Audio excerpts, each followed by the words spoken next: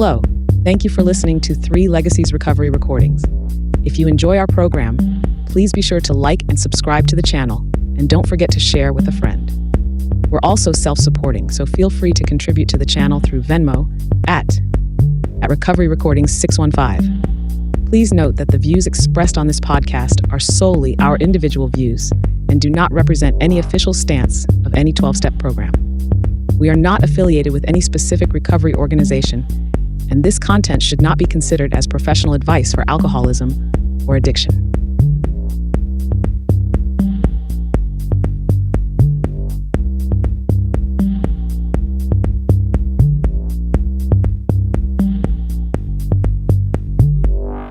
Hello, everyone. Welcome to 3 Legacies Recovery Recordings Podcast. I'm your host, Paul. Today is Wednesday, August 13th, 2025, and this is episode 57. You can reach us at our email address, which is recoveryrecordings615@yahoo.com. You can also find us. We have a private Facebook page. It's 3 Legacies Recovery Recordings Podcast. We got probably close to 600 members or something now. So we're getting a little bit of attention on there. We have, you can also find us on Audible, Spotify, iHeartRadio. Let's see, what else? I'm super excited about this upcoming weekend. This Sunday will be Renee E. from Lebanon, Tennessee, and we're gonna do an episode on steps 10 and 11. We're calling it Carrying the Vision of God's Will into All Our Activities. Renee's one of my favorite people. She's one of my favorite speakers. Can't wait to see just what unfolds through that, and super excited about it.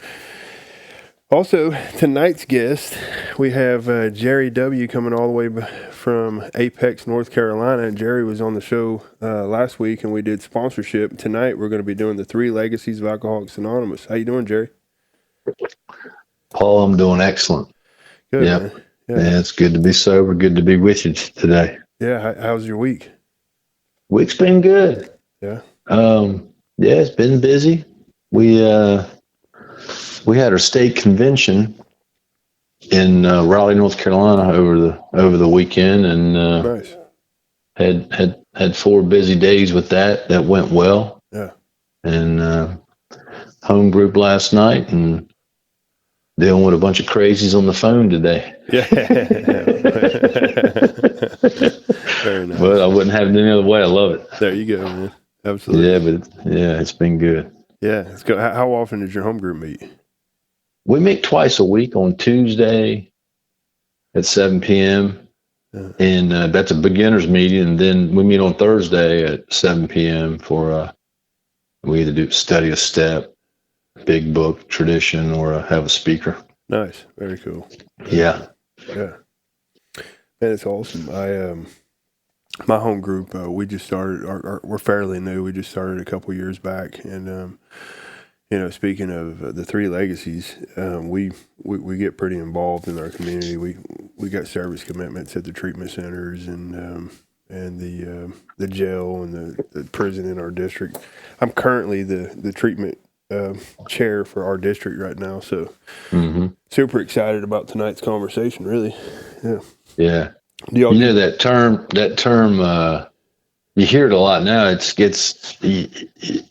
I wouldn't say it's new, but I guess the last 10, 15 years, people will say a lot that they're a member of a 3 legacy group. Yeah. You ever heard that? Absolutely. Yeah. Yeah, that's. I don't know. When I got sober, I don't know that we actually said that. Maybe we did, and I just didn't hear it. But yeah, my group's the same way. We do a lot in the community with the treatment and corrections, and we do a fair amount of CPI work too with police departments and hospitals and nice. First responders and stuff like that. Well, so what does that look? Well, we can get into it here in a minute. When we get to the service side, let's talk about, I'm curious on what that looks like with the jail or the police department or whatever, and the CPC. Okay. Yeah, let's remember that. Yeah, man, I like the 3 legacies term. That's what we call, that's what we call we say we're a Three Legacies group, and it's funny because speaking of Tom I and Don P was Tom I was my sponsor had got to hang out with him for a short amount of time, and they went over some home group stuff at one point, and he would talk about a Three Legacies group is someone that's involved outside of the mating hour, right? That's right. Yeah. Which Tom was big on that. Yeah. So speaking of Tom and you in the North Carolina area, did you meet Tom? What was that like? You know what? A lot of people they can vividly remember their first drink, and I vividly remember I do remember my first drink, but I remember exactly the first time I met Tom I. Wow. And what happened, and it actually changed my life. I was sober. Probably, it was about 9 months, I think. It could have been a little shorter than that. It might have been 6 months, but anyway, it was 6 to 9 months. And I mean, I was sober and I was involved, and I had taken the steps and was making amends and was actually helping a few people. But I saw people relapsing, and I hear, you hear all kinds of goofy stuff in meetings, and heard this guy say that relapse was a requirement, and that I heard one dude say that relapse really enhances sobriety. And heck, I'm thinking like, well, dang, maybe I need to relapse. But, I mean, my life was in shambles, even sober, because I had lots of problems like a lot of us do. But I was still happy and grateful to be sober and not out on the streets anymore. And I would hear people in meetings complaining and whining about stuff. And anyway, I was just kind of conflicted with what was going on, and maybe I wasn't, searching hard enough, whatever. And here's what happened. One night I'm sitting in a meeting, it's a speaker meeting, and this guy walked in, and man, he was dressed up, he looked good, and literally the room like lit up when he came in. And everybody knew him, and they were talking to him, and everybody was like excited to see him. And I'm over there like, who's this guy think he is, man, coming in here, acting like he's the king of AA. And he was the speaker, and it was Tom. Oh, wow. I mean, I didn't know who he was, but he got up to the podium, and he started his talk off he introduced himself. His sobriety date was Groundhog Day 1957. I guess that's February 2nd. Wow. And I was like, oh my God. And he said this. He said, I have been sober since my first meeting of Alcoholics Anonymous. Wow. And he would go on to say, like, I don't say that, I'm not saying that to be arrogant. I'm saying that because people need to know that Alcoholics Anonymous works. Amen. And that you don't have to relapse, and that you don't have to use this so-called revolving door. And he said that that Alcoholics Anonymous was much more than a first aid kit for alcoholism. Nice. And man, he went on to just talk about how what he found here was permanent recovery. Very cool. And that he didn't believe his disease was out in the parking lot waiting for him. And he didn't believe that he was like treading on thin ice, that he had found pure power here. And man, it changed the course of my life. Wow. It really did. I just started looking at AA differently, and he kind of put words to how I was feeling, but I wasn't hearing that in meetings. And I'll never forget it. Wow. And, I was fortunate enough to spend about 25, 30 years with him. Wow. Just off and on Yeah. in meetings and committees and lots of work with prisons and stuff like that, and spent a lot of time with him. He was, we don't talk like this a lot in AA, but I mean, since me and you've been sober, him and probably Clancy and maybe Sandy Beach, I mean, they've probably had the biggest impact on people in AA. Yeah. Yeah, I mean, Tom Iverson was I've never seen anybody with any more enthusiasm and just love for AA, and his ability to just like transpose that on you. Wow. But he was a home group sponsorship service guy, and I don't know, he was a good guy, and he walked the talk for sure. Wow. Wow. And so in Pritz too. So when Pritz moved So to North Carolina, he moved there to do work with, if I'm not mistaken, didn't he do some work with Tom I? he did, yeah. Tom recruited him. Yeah. So Tom went from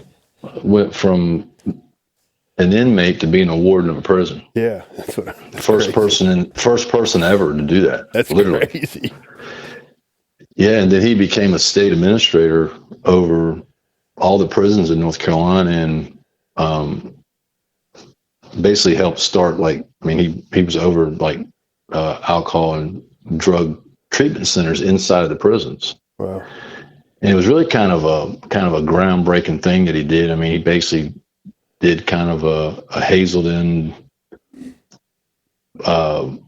treatment center style in prisons, where they basically rehabilitated inmates and then had like aftercare for them, and then helped them get back in, transition back in the community. But anyway, he had recruited Pritz to do that. Wow. Or to help him with it. And I had heard Don speak one time before he moved here, but then when he moved here, a lot of us were involved in correctional work and were closely connected to Tom and some of the work he was doing, and we were kind of lieutenants for Tom, if you will. So we immediately just kind of, were connected to Don, and my first real experience with him, he did a book study with us. It was me and my sponsor and my sponsor's sponsor and my uncle, who was sober. And the five of us spent 3 days locked up in a house.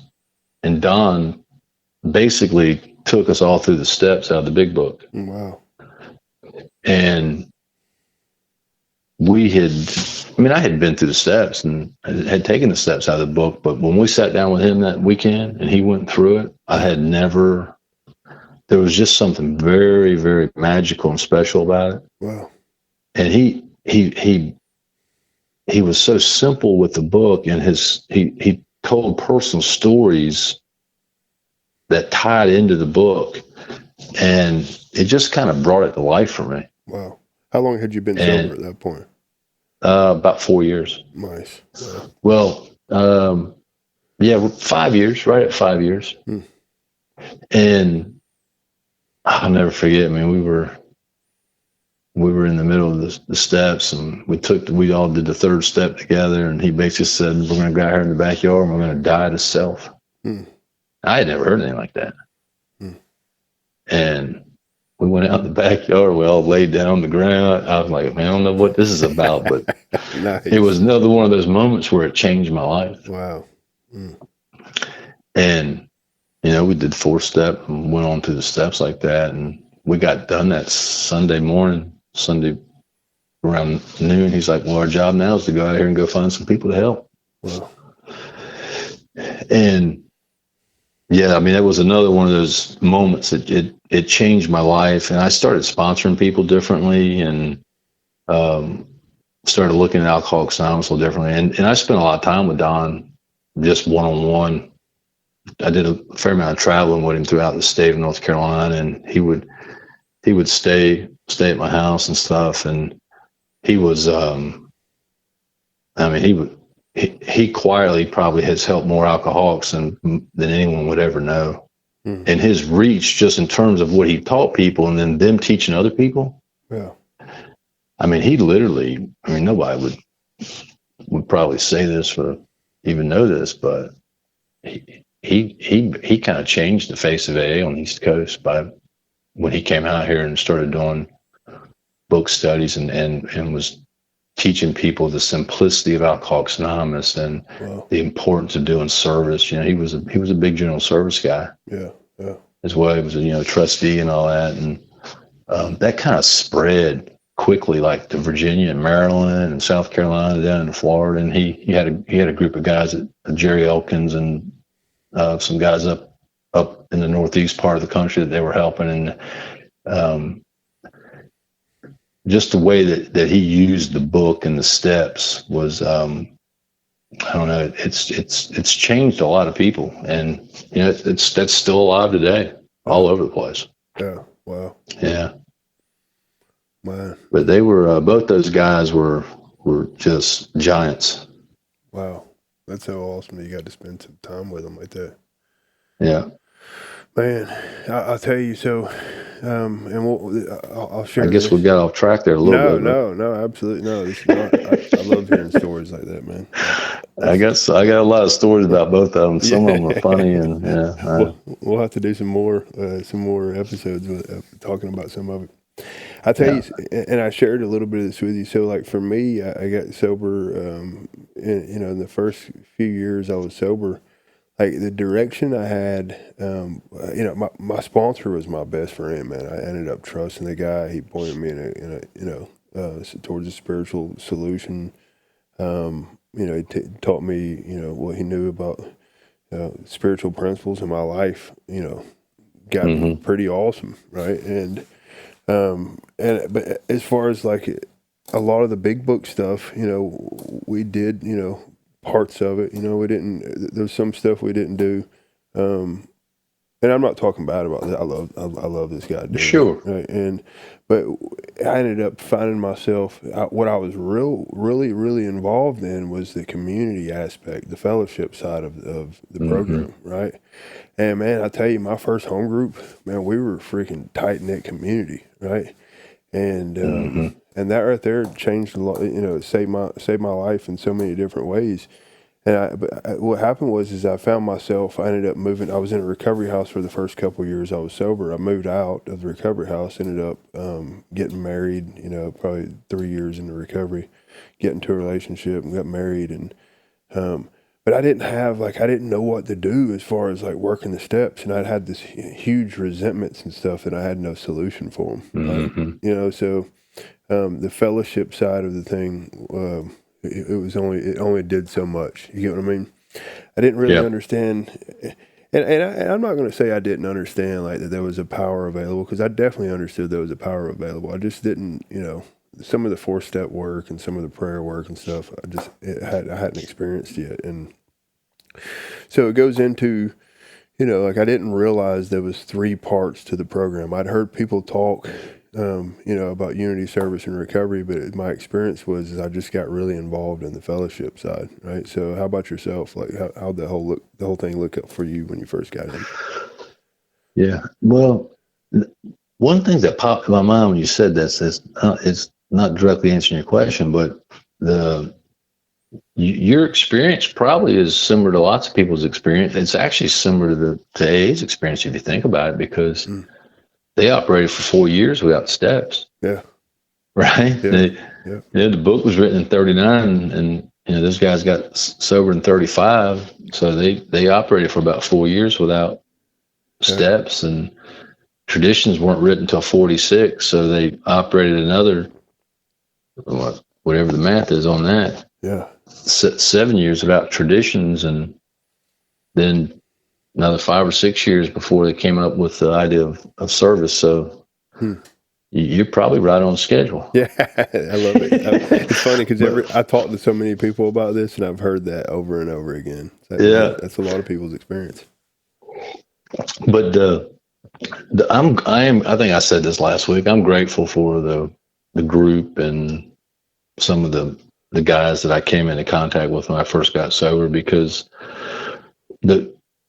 I was, I think, quickly taught that we need all sides of the triangles and of the triangle, and that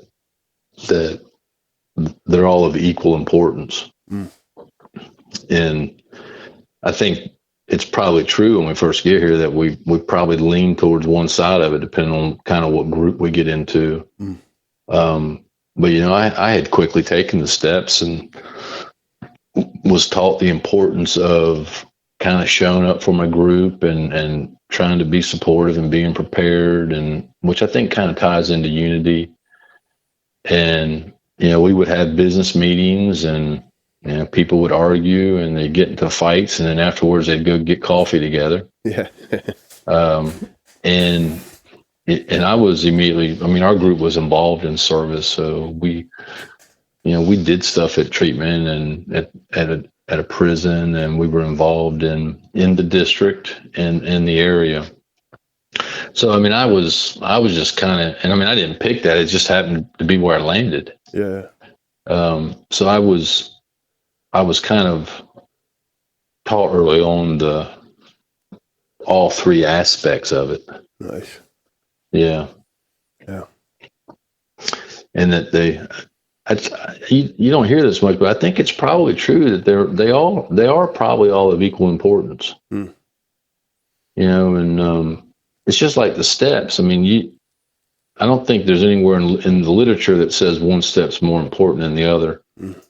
I think it may say something in that 12 by 12 that this first step is the only one that can be worked to perfection, but really all the steps all are of equal importance. Amen. Yeah. Yeah. Now we'll say this. So it's interesting because I was just before we got on the call here, I was kind of thinking in my mind, well, which one comes first? Mm-hmm. Right? Mm-hmm. Is it recovery? Is it service? Is it unity? I think most of us would probably say the recovery comes first, but if you think about it, when I found Alcoholics Anonymous through a detox. Yeah. Came through a professional who had been involved in CPI work. Mm. So under that scenario, you would say that the service came first. Yeah. Right? Absolutely. Yeah. Not that, none of this matters. It was just kind of a thought that I had. I'm like, well, that's kind of interesting. Yeah. That, but the group that I got involved in, they were big on steps and doing step work, and I think that's where, in most groups and probably in most meetings, that's where we spend a lot of our discussion on is steps. Yeah. Yeah. Well, real quick, you just touched on something that made me inspire me made me think of this. But so me and Juanita have been, and me and Judy both have been doing some traditions series on the podcast. And Juanita made a great point. She said, she was like, technically, if you don't have some kind of recovery in your life, meaning understand how important it is to tap into a loving God, right? Mm-hmm. At the end of the day, the principles behind the traditions aren't even, it's not even, I don't know what word I'm looking for, but you're not, yeah. It doesn't make sense, because how am I supposed to die to self? Like what you're saying is, if you look at the traditions or you die, to humility. How are you supposed to do that if you don't have some kind of loving God in your life? Right. You can't. Yeah. It's huge. Yeah. Yeah. Good question though. The other thing to that is, if you think about it, the traditions. Now a newcomer doesn't know this, but for a newcomer, just coming to a group, the traditions are indirectly more important to that newcomer than the steps are. Yeah, sure, absolutely. Because the group's practicing the traditions. Mm-hmm. So if you're so the traditions ensure that newcomer, when he comes to a group that's a 3 legacy group, if they're practicing traditions, that means the door's open, the space is kind of prepared for a meeting. Yeah. That if they're practicing the third tradition, they're going to welcome that guy or girl, regardless of who they are or what they've done or not done. Yeah. That third tradition's in place. If the group's carrying out their primary purpose, they're going to be there to help that person. They're going to ensure that person gets what they need. Yeah, you're focused. You're focused on that. there's nobody asking that person to fill out an assessment or an application, or they don't have to show their insurance card. Yeah. Nobody's asking them for money. Kind of indirectly we do with the basket, but yeah. No one's asking them to believe in, Lord and Savior. Yeah, and that's if you think about it, that's traditions. Absolutely. Yeah. Now the newcomer doesn't know that. The newcomer's not practicing that, but the group is. Yeah. Yeah. So those traditions are important, and we don't even realize it, that they basically ensure that anybody can come into a group and get help. Wow. That's awesome. So true. Yeah. Man, it's so true.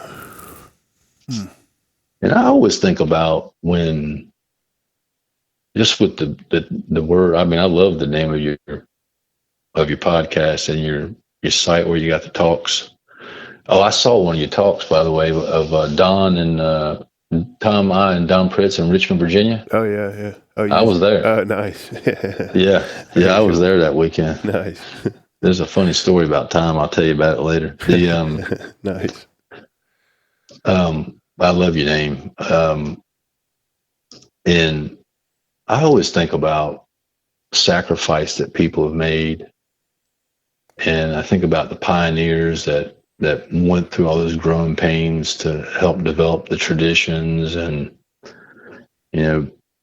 Bill and Bob's probably all the pain they personally went through turning AA over to the fellowship.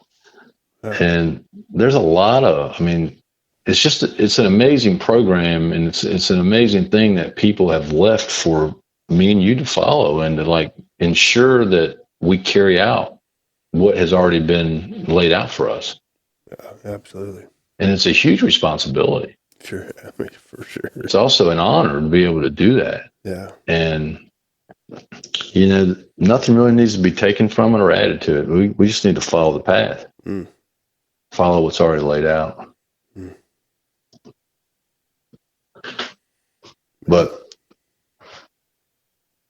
I think you will need on to something. If you don't recover, you probably can't do anything else until you recover.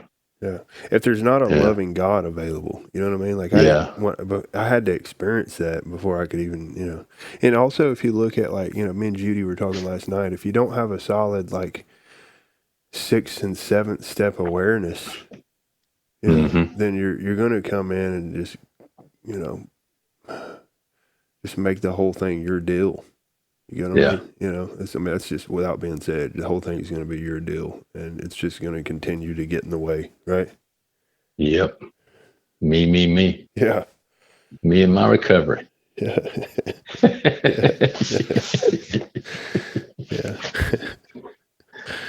Yeah. Thank God for the history, right? Yeah. I mean, we wouldn't know. How do you know what you don't know, right?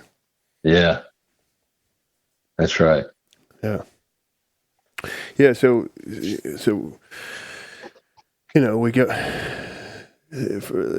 just for the listeners. Let's just say someone's listening to this podcast and doesn't understand what the difference is, and where they would find unity, service, and recovery, the three legacies. You want to let's touch on some of that real quick. Yeah. So there's several things in Alcoholics Anonymous literature that you can read. One of the best reads for all three legacies is AA Comes of Age. And there's three sections. There's a section for recovery, which is essentially what we would call the steps. Yeah. So, if you're going to just follow kind of the elementary version of it, recovery is the 12 steps. In the big book, Alcoholics Anonymous. Yeah. Yep. Which are the instructions in the big book. Unity, we always kind of relate that to traditions. Yeah. And a group. And, there's a section on that. The probably the best reading on the traditions is in AA Comes of Age. It's a little more detailed than the 12 by 12. Yeah. And the language of the heart has the original essays. Yeah. It does. Yeah. They're excellent. Yeah. Yeah. And then, service, I mean, it's interesting because, today when you think of service, we're thinking of like service work and, being of service in a group or maybe going to a treatment or treatment center or detox or a jail or something like that. And that certainly is part of it. Mm-hmm. I mean, early on when there's a little small pamphlet that Bill wrote in 1951. It's basically called the Third Legacy. Mm. And he had not written the 12 concepts yet. So this was his kind of attempt at trying to sell the General Service Conference. And so that was written in 51. And it basically just talked about the importance of what he called general service. And his kind of definition of that back then was that the trustees in the office were going to do things that groups couldn't do, which would be like print literature, translate a book, deal with kind of more national public information issues, help AA grow internationally. And so that was kind of the idea of what they call general services. It's general services that groups and individuals can't do, nor should they do. Yeah. We're going to kind of handle that for you. Then, it morphed from there to include, see correctional work and grapevine and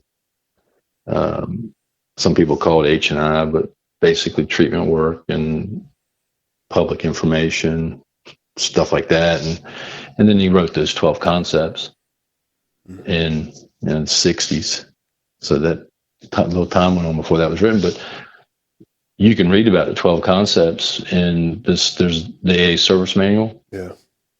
Yeah. And if you've probably have read that, there's lots of good info in there on the service structure, like what a group is, what a district is, what an area is, what a delegate does. And there's stuff in there about trustees and the board and our bylaws and the conference charter. Yeah. Is all in that service manual. Yeah. And the 12 concepts are,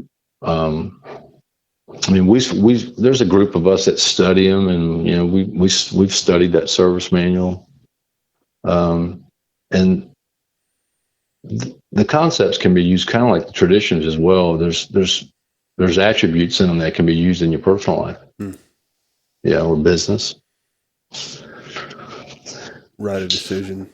Right. Yep. Yeah. Right of decision, right of participation. Yep. Choosing good leaders. Mm-hmm. And you know what else, Paul? Those pamphlets. There's like a 12 Traditions Illustrated. I love that pamphlet. I do too, man. There's one for concepts also. Oh, nice. And they're excellent. Yeah. Both of them are. Yeah. Yeah, they're very simple and easy to read, and it just really kind of just cuts right to a really good explanation of each one. Yeah, nice. Yeah. Yeah. And I tell you, so I about 3 years ago is when I studied me and a group of people went through the service manual. But at the time, I hadn't had very much experience in general service. Mm-hmm. And it's funny, I did have some experience. I'd been going into the jails, but I didn't realize like anything about general service. I was just going into the jails with a group of guys, and I ended up changing sponsors at the time, and my sponsor was a huge general service guy.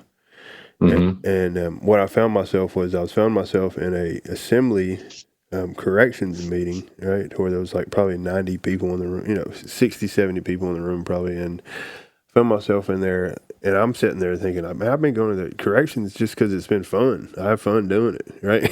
Right? Yeah, right. And like, it's funny because I started seeing how like, wow, like there's a whole lot more to this than just going in and having fun, right? Like it's about serving something bigger than you. It's about learning how to apply principles to where you don't get in the way, And, But so my introduction into service was, or at least general service stuff was that I was just going and having fun. And then like I started seeing like, my that sponsor that I got at that time was, a big traditions guy, right? And that's how I got introduced to the traditions. Well, we should probably stay away from this because of this. We should probably, so we went through the history, and man, like it changed everything, right? Yeah.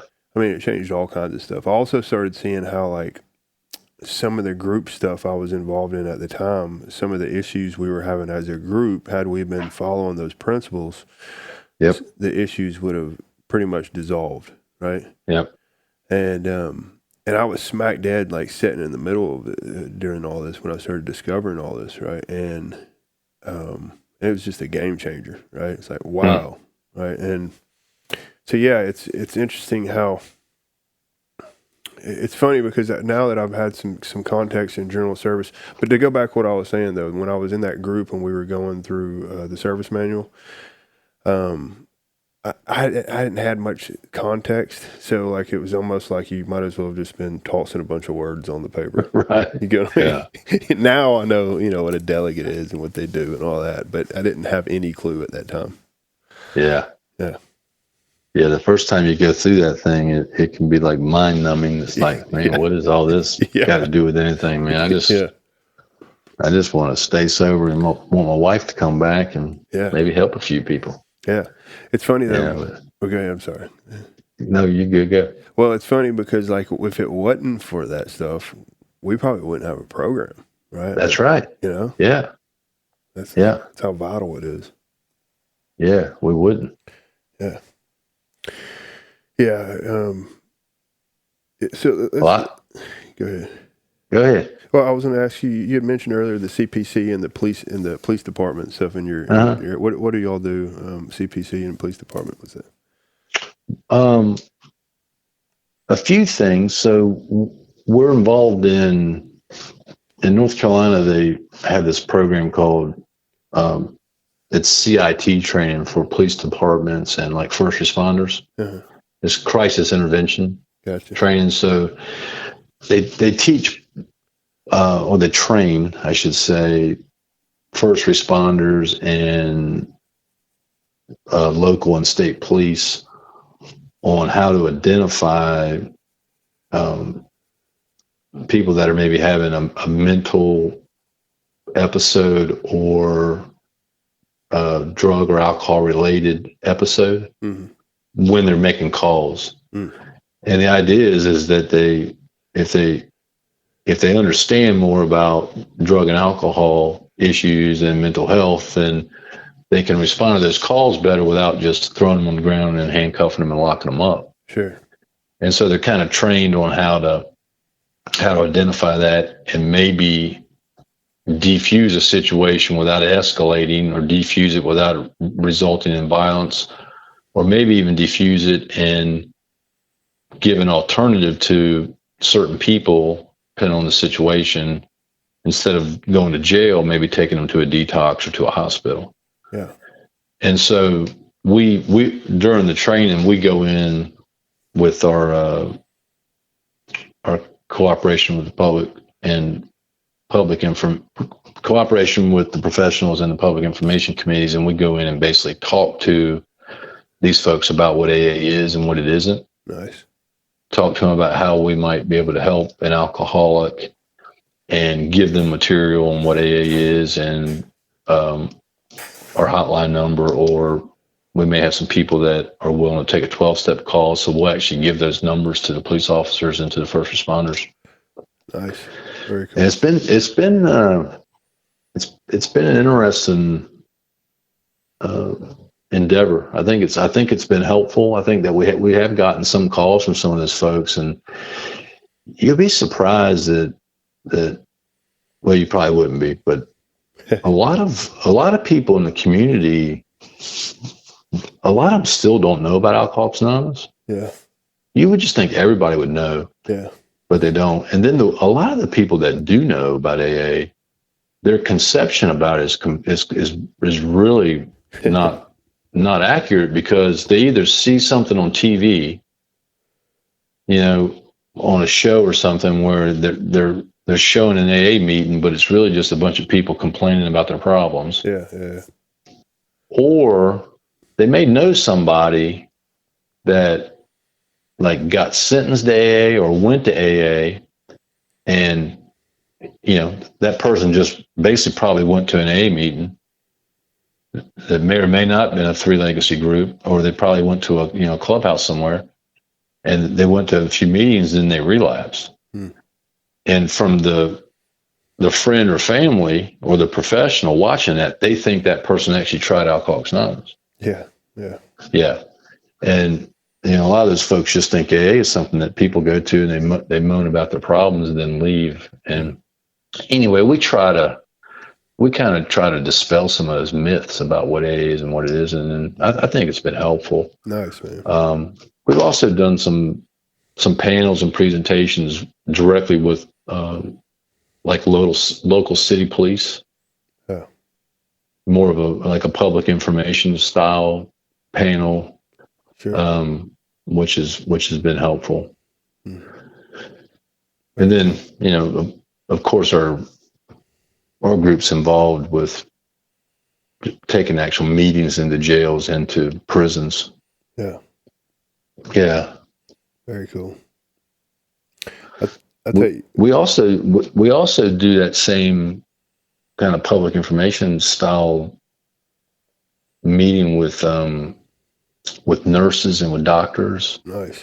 So we'll actually go into local hospitals, kind of like an in-service training, and meet with nurses and with doctors and with hospital officials to talk about what AA is and what it isn't, and offer information and easy ways for them to get up with us if they have a 12-step call or a patient or client that wants to talk to an AA member.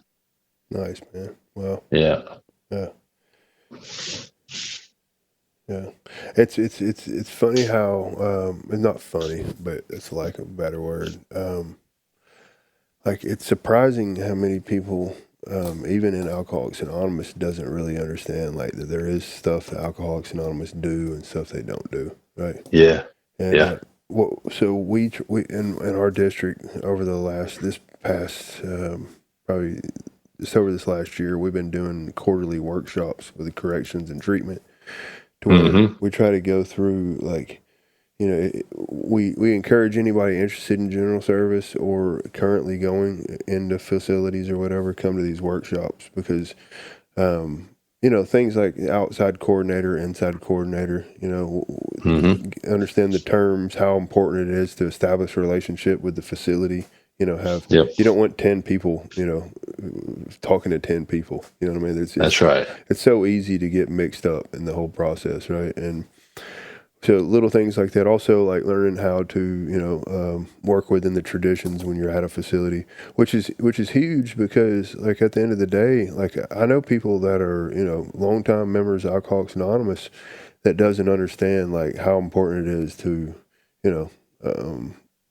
work within tradition 10, for example, have an opinion on outside issues, and how easy it is. If I'm not familiar with that tradition, then it's so easy to go into a facility and you can cause some damage through that process. Yep. Which is big, right? It's real big. Yes. So we found it real productive to do quarterly workshops like that to get people try to at least be mindful of what's going on. Yeah, it's good work. Tom was big on making sure people were informed and that people were following traditions. And funny, it's probably a pretty good word for it, Paul. It is funny how many AA members don't know about traditions, or they don't understand it. Or I even found that when it comes to some of the correctional work and treatment work, is they think traditions don't apply there. Yeah. So they won't practice them, or they'll just say, oh, well, we can't do that here. And man, it's another thing I learned from Tom. He was big on, he would say, hey, all 12 traditions work in that prison 100% of the time. Wow. And you don't have to deviate, or you don't have to. We don't have to change what we do because of where we're at. Yeah. Wow. Yeah. Wow. And I think it's true. Yeah. It gives you what it does is it allows you to be more effective. That's right. You know, Yeah. it allows you to get out of the way and be more effective. Yeah. And it does come with a responsibility. I liked how you said that earlier. The responsibility of realizing that, like, even though, sure, I have my own opinions about all kinds of stuff, I can leave that at the door for my purpose of what I'm here for. That's right. Yeah. Yeah. That's huge, man. Huge. Yeah. And we're there to represent Alcoholics Anonymous. Yeah. And we need to make sure that we're carrying the message of Alcoholics Anonymous, and that we're abiding by our traditions. Yeah. Yeah. Yeah, man, that's good stuff. Yeah. Yeah, and I like how you touched on, that you don't think one's more important than the others. The fellowship is freaking huge, right? I mean, like, man, like, if it wasn't for that community of people when I first came in, like, I didn't have any kind of recovery, like, as far as, working any steps out of the big book. I had no clue what any of that even meant. I didn't know anything what we're talking about with service. But luckily, there was a community of people there that I could connect with, right? Yep. And I found my people within them. Yep. Which is huge. Yeah. Yeah, we need it all. Yeah. Yeah, we need it all. And, one day the fellowship might be more important, and the next day, the step work might be more important. The next day, the going and helping that guy at the detox might be more important. But yeah. On a normal day, they're all of equal importance. Sure, absolutely. Yeah. Do you currently have any commitments? You holding chair positions or anything right now? I'm the corrections coordinator for the state for Area 51. Oh, nice. Yeah, so I currently coordinate all the correctional efforts for North Carolina. Okay, nice. Yeah,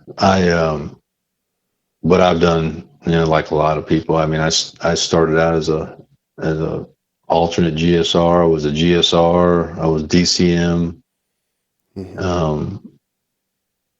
I chaired website committee for North Carolina. Was state treasurer was the area treasurer for a couple of years, and was area corrections coordinator in Northeast Ohio when I lived up in Cleveland. Nice. But yeah, so now I've been involved in general service for a long time. Very cool. Not my favorite thing to do. Yeah. Well, let me rephrase. Now, I enjoy like going to a detox or a jail or a prison. I love that. Yeah. But sitting through an assembly, man. Now, and I'll say that when I'm there. I mean, it's just the 3 days we're at the assembly, we could be out doing a lot of other stuff. Yeah. Absolutely. Yeah. But I get it. It's important work. Sure. Yeah. Kind of joking a little bit. Yeah. I get it. Though. I get it. Man. Yeah. Man, it's awesome. I know we've been all over the place. We've touched on a lot of stuff, though. I'm enjoying it. Yeah, man. I tell you, just going to the just general service in general has just changed my recovery. I've gotten to meet so many wonderful people, establish a lot of cool relationships. Yeah. It's just changed all kinds of stuff. Yeah. Well, it's vital work, and I think you may have said this at the beginning of when we first got on, that service outside of your group. I mean, it's very important. Yeah. And I mean, a lot of AA members don't even know that AA exists outside their group. Yeah. And when you start getting involved in service outside the group, and your group does, I mean, it opens up a door to a completely new world. Amen. Yeah. And the people that you meet, and the connections that you make, and the experiences that we get to have, and seeing people recover, and seeing how far reaching the hand of AA really is. I mean, it's incredible. Yeah. Yeah. And, I don't know why you wouldn't want to be involved in that. Yeah. Mm. Yeah, it's really part of. Well, it ties into a little bit of what we talked about last week with the 12 step too. That carrying the message. Yeah. Yeah. I mean, it's our responsibility. Yeah. It's not anybody else's responsibility. It's really it's funny because even general service, if you really look at it, it's about like making 12-step work possible, right? 100%. Yes. Yeah. Yep. So true. That's why I was getting all twisted up in my mind. Like, well, which one actually comes first? I mean, I guess it's all kind of tied in a circle, right? And it's just kind of perpetual, and depending on the day and what's happening is which one's first, I guess. Yeah. Yeah. Yeah. The fellowship probably, I guess, in the beginning, Bill had. Yeah. He had to find people, right? Find people. Yeah, man, I found a new love for the history over the last few years. Especially like when I had the experience, like what I was saying with, I was involved in the group and had we been, applying those principles, the issues would have dissolved, and it was, from that experience. It's funny because my sponsor at the time, like when I first met him, I had no clue anything about traditions. And when he would come across, he would be like, "Paul, we don't do that in AA." And I'm sitting there like, "Look here, old man, we do this stuff." Oh yeah, I've been there. Yeah. We do this stuff, and I'm telling you, we've been doing it for years. And he was like, and it's crazy because he was like, "No, I don't mean like obviously you do it, but." He was like, "We shouldn't, and here's why." And we got to see, like, it's funny. I got to see him open up and me learn more and open up, through that whole process right there. And we started taking groups of guys through the traditions and some of the history stuff, man. And it was just eye opening. Crazy. Yeah. Yeah. I'm a traditions guy. I love them. I mean, even especially after you've been sober for a little while, to me, they've got more utility in everyday life than steps do. Amen. In some aspects. I mean, just the idea of trying to be unified and of listening to other people's input and opinions and, trying to bring a loving God into kind of my decision making and taking other people's, input into account before I make a decision, actually talking to somebody and getting their input before I make a decision. I mean, I never did anything like that until I got involved in the group. Yeah. And I'm not always best at that.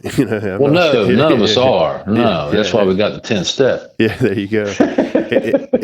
It's interesting because Judy had made a comment on the show a couple months back where she was like, we come in, we do all this internal work through the steps, we start feeling better, and there's still certain characteristics, there's still certain core things that we like trust, purpose.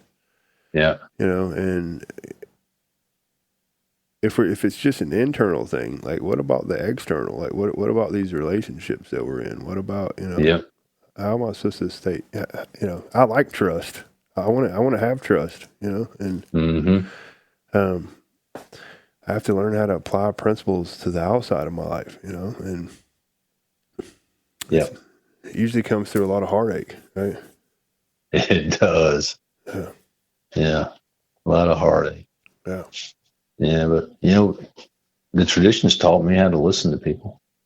Absolutely. With an open mind and try to listen without trying to formulate an opinion, and taught me how to include people and stuff, and to keep my opinion to myself and not express it unless it was going to actually be helpful. Yeah, thank God. Yeah, and the importance of staying right size and not promoting myself and staying humble. I mean, I learned all that through traditions and being involved in a group. And, for a long time I was in the corporate world, and we would get all kinds of training on, how to be an effective leader. And I went through all that 7 habits of highly effective people and principle-centered leadership, and had a personal leadership coach for a period of time. And you know what? I've learned way more in my home group than I did through any of that. Nice. Matter of fact, what they were teaching was basically the steps and the traditions, just the different words. Nice. Very good. Yeah. Wow. Wow. Yeah. A buddy of mine was telling me about that 7 Habits. What was the book? Oh yeah, 7 Habits of Highly Effective People. Yeah, buddy. It's a good book. Yeah, that's what he said. Yeah. Yeah. Yeah, the guy that wrote it, Stephen Covey. I mean, I actually had some training under him. Wow. Nice. Yeah, a long time ago. It helped me personally and professionally. But it's just the steps and traditions boiled down into a little different format. Yeah. Speaking of books, what are some of your favorite daily readings? They don't have to be AA related, but what are your favorite daily? Do you got any favorite daily stuff you like reading? I actually read a little monthly subscription called The Daily Word. Oh, okay. And not The Daily Bread. Yeah. I read that when I was drunk. It didn't work. It's a Daily Word. It's put out by Unity Church. Okay. Yeah. Yeah, it just gives you a word and then a little kind of reading.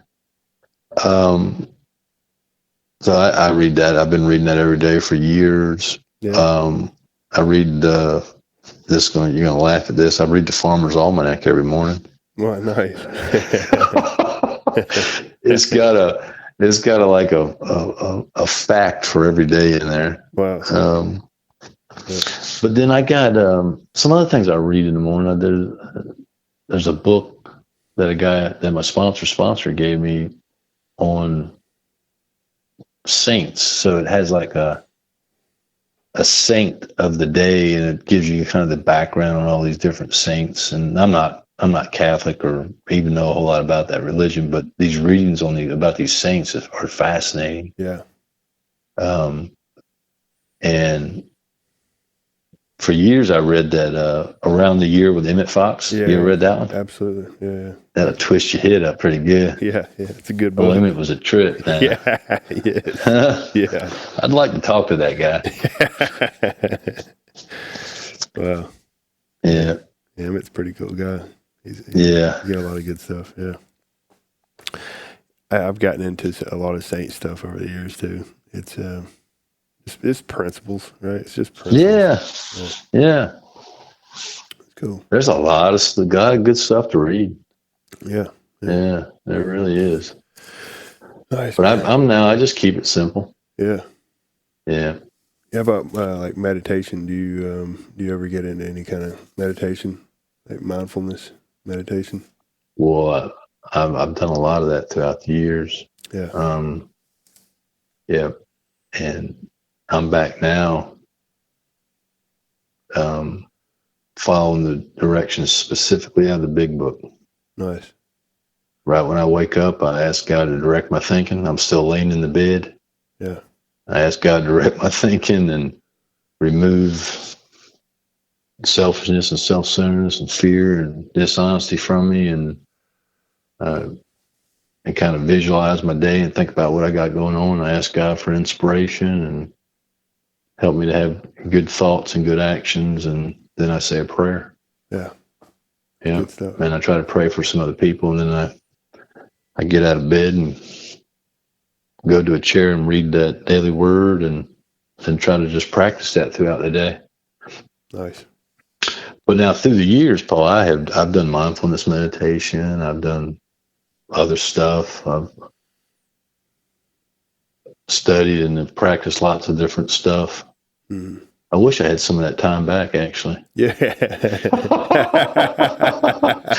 I look back on some of it, and I'm not saying I shouldn't have done it, but man, some of it was just selfish now that I look at it. Hey, man, dude. God, I wasted a lot of time trying to go deeper. I don't think we've got to go too deep. Just go help somebody. Try to be honest and try to be kind, and if you're not, just making amends and learn and move on. It's so funny. Anyway. Man, I get it. Yeah. I told people, I was like, man, I'd gotten so deep into meditation that it was almost as bad as my drinking. Right? That's right. I was You like, get it then. That's what I'm talking about. I was like, I'd be sitting in a chair, like zoned out, and someone would come up to me and get me out of it, and I was like, like they'd just messed up my high or something. Yes, that's right. I swear. Okay, you get it then. Yeah. I was like, dude, I was just serving self. I was still That's serving. Right. Yep. I still feel like that, a lot of that stuff it had purpose. You know what I mean? But at the end of the day, it's like, come on, dude. Like, Yeah. Yeah, I used to do that. Next thing you know, a couple hours have gone by, and it's like, wow. And I do think, though, I mean, some of it, I think it helped to help me get rid of some fears. Sure, yeah, help me. And it probably even helped resolve just internal stuff inside. Sure. But a lot of it was self-serving, and just it was a little too much. I'll tell you the one thing I think I've got the main benefit, and is that I'd gotten in touch with with unpleasant feelings. I was constantly just like running from everything, right? And what that did was it allowed me to kind of just allow the unpleasant feelings to come and go. They didn't have to dictate me, right? That's right. They didn't have to dictate me, which that is a pretty big thing. But I get the whole self-serving side of it too. Yeah. Yeah, they stop dominating you, don't they? Yeah. Thank God. Yep. Well, cool, buddy. I think that, you got anything you want to share before we get off?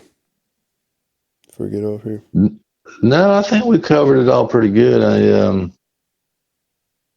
think we just gotta try to remember all that stuff's of equal importance. It's all important. Yeah. And as being a AA member, I mean, I think my responsibility is to try to be active in all three sides of that triangle. Thank God, yeah. Amen. Yep. Amen. It's not about us, right? No, it's not. No, it's like you said, it's about serving something greater and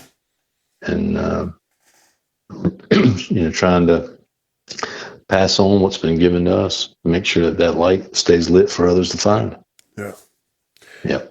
Well, appreciate it, buddy. I'm gonna stay in touch with you. Let's plan some more dates here in a few months. Yes, sir. Go over some more stuff.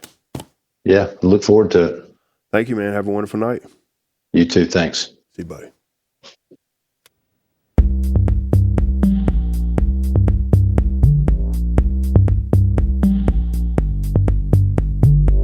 Hello. Thank you for listening to 3 Legacies Recovery Recordings. If you enjoy our program, please be sure to like and subscribe to the channel, and don't forget to share with a friend. We're also self-supporting, so feel free to contribute to the channel through Venmo at Recovery Recordings 615. Please note that the views expressed on this podcast are solely our individual views and do not represent any official stance of any 12-step program. We are not affiliated with any specific recovery organization, and this content should not be considered as professional advice for alcoholism or addiction.